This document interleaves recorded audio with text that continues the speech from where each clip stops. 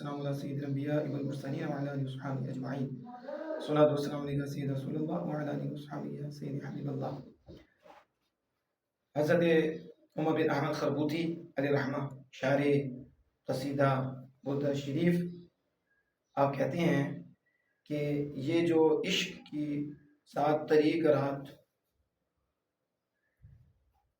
کی تشبیہ کا معاملہ ہے کہ طریق رات کے ساتھ تشبیہ دی گئی ہے، کہتے ہیں ثم استعیر اللیلۃ الظلماء لیلۃ الظلماء کہ لیلہ ظلماء طریق رات کو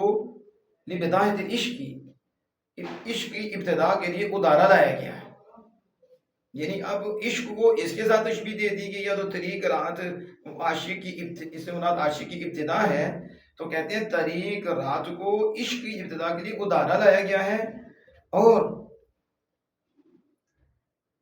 ذکر اللیلۃ الظلماء طریق رات کا ذکر کیا گیا، اور ارید بدایت عشق کی اور مراد اس سے عشق کی ابتدا لی گئی ہے، یعنی ذکر ظلماء کا کیا طریق رات کا اور مراد عشق کی ابتدا لی۔ فعلی ھذا اسی پر کہتے ہیں یکون فی ایماض البرق ایضا استعارۃ، یعنی بجلی کے چمکنے میں بھی استعارہ ہوگا۔ وہ کیسے استعارہ ہوگا؟ کہتے ہیں حیث شبیہ، اس اعتبار سے کہ وصلۃ الحبیب و نہایت العشق، یعنی حبیب کی ملاقات اور عشق کی انتہا، بلمعان البرق، اسے بجلی کے چمکنے کے ساتھ تشبیہ دی گئی ہے۔ کس بات میں تشبیہ دی گئی ہے؟ کہ فی سرعت الذہاب، یعنی